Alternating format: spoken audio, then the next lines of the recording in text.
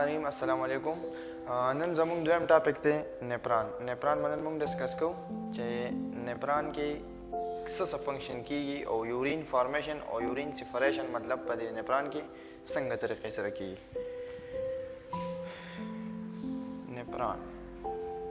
نیپران چې کوم دی نو دا بیسک structural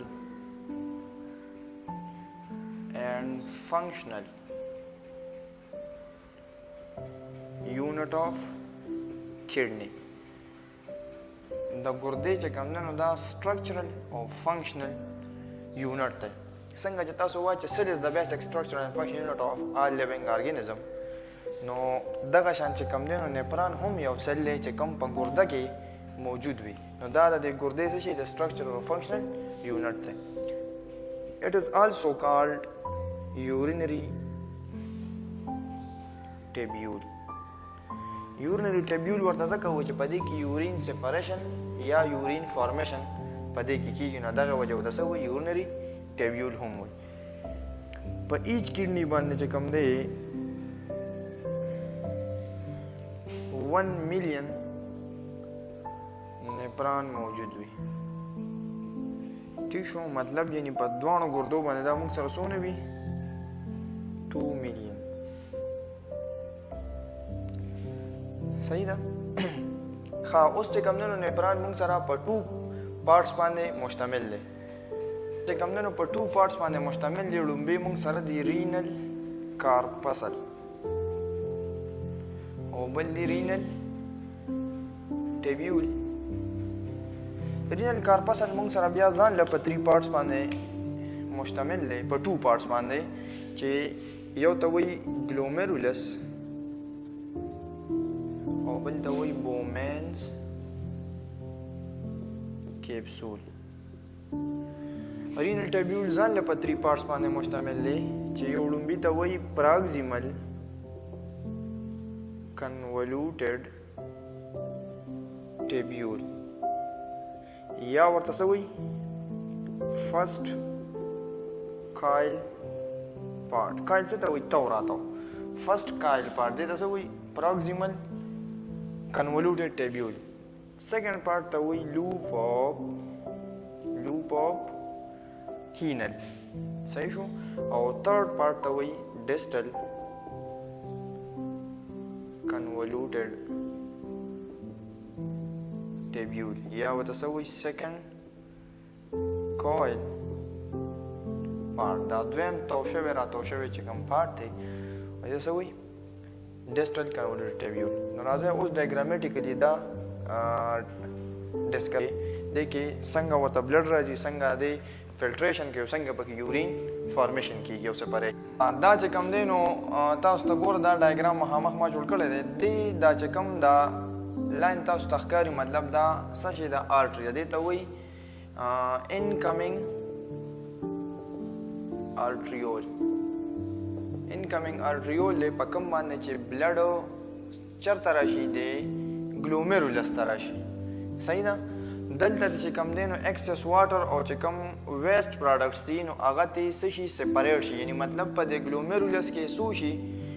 پریشر فلټریشن وشي، نو ایکسس واټر او چې کوم ویسٹ پروډکټس دي نو هغه ته سپریټ شي او هغه چېرته پاس شي هغه بومینز کیپسول ته راشي. او چې کوم بلډ پیوریفای شو مطلب دلته نو هغه د آؤٹ گوئنګ آرټریول په ذریعه بوډي ته یا یعنی مین سرکولیټري سیسټم ته چې کوم دی نو هغه واپس لاړ شي. دا کم پارټ دی دا ګلومرولس دی کم کې چې څه کېږي پریشر فلټریشن وشي. نو ایکسس واټر یا ویسٹ پروډکټ ته چېرته پاس شي هغه ته بومینز کیپسول ته.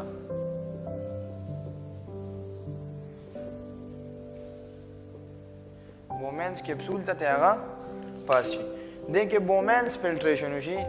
د بومینز فلټریشن نه چې کوم دی نو چې کوم ویسٹ پروډکټس وو هغه چونکې را روان دي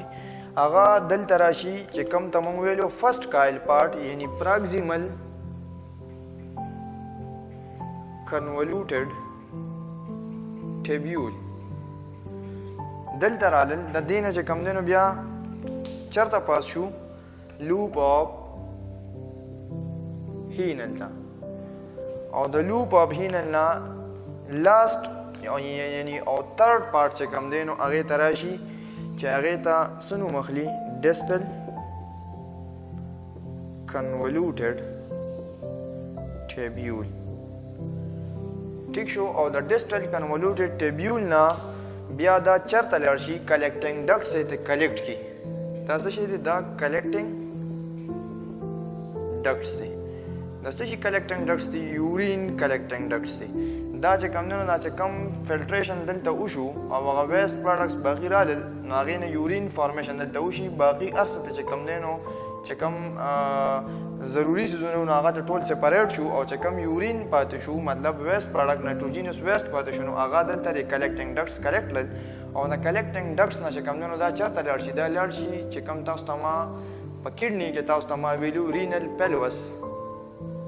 چې کوم ډرینیج سنټر دی د یورین نو د رینل پیلوس نه دا بیا دا چې کوم د کډني نه یوریټر ایرایز شوی دی د هغې په ذریعه باندې دا لاړ شي د یوریټر په ذریعه یورینري بلیډر ته او د یورینري بلیډر نه بیا د یوریترا په ذریعه هغه د بوډي نه ریموف شي تاسو د ډایګرام ته یو ځل بیا وګورئ څنګه چې ما تاسو ته ووایي چې نیپران په دوو پارټس باندې مشتمل دی په رینل کارپسل او په رینل ټیبیول باندې نو رینل کارپسل ما تاسو ته ووایي چې په دوو پارټس باندې ځان له مشتمل دی چې هغې کې لومبی دی ګلومیرولس او بل دی بومینس کیپسول نو دا پارټ څه شو دا او دا پارټ اومقه رینل کارپسل شو چې کوم ته د انکمنګ آرټریول په ذریعه ورته بلډ راغی او په ګلومیرولس کې پریشر فلټریشن وشو او چې کوم ایکسس واټر یا نایټروجینیس ویسټ نو هغه د دې نه جدا شو هغه بومینس کیپسول ته رالل او چې کوم بلډ و هغه آوټ ګوینګ آرټریول په ذریعه باندې مین سرکولیټري سیسټم ته یا بوډي ته چې کوم دی نو هغه واپس شو اوس تاسو ته ما ووایي چې هغه دویم پارټ ته نیپران کوم هغه رینل ټیبیول و چې کوم ځان له په 3 پارټس باندې مشتمل دی هغې ته لومبی وایي پراکزیمل کنولوټډ ټیبیول لوپ آف هینل او ډسټل کنولوټډ ټیبیول نو په کله چې بومینس کیپسول ته هغه نایټروجینیس ویسټ یا هغه ویسټ پروډکټ یا ایکسس واټر رالل نو هغې کې بومینس فلټریشن وشو او هغه پراکزیمل کنولوټډ ټیبیول ته رالل د پراکزیمل کنولوټډ ټیبیول نه لوپ آف هینل ته او د لوپ آف هینل نه ډسټل کنولوټډ ټیبیول ته او د هغې نه بیا چې کوم دی نو یورین ته څه کلیکټ کړل مطلب چې کوم پروسس پکې وشو هر څه ته دلته په پراکزیمل کنولوټډ ټیبیول کې هم ته څه فلټریشن وشو دلته هم فلټریشن وشو او دلته هم وشو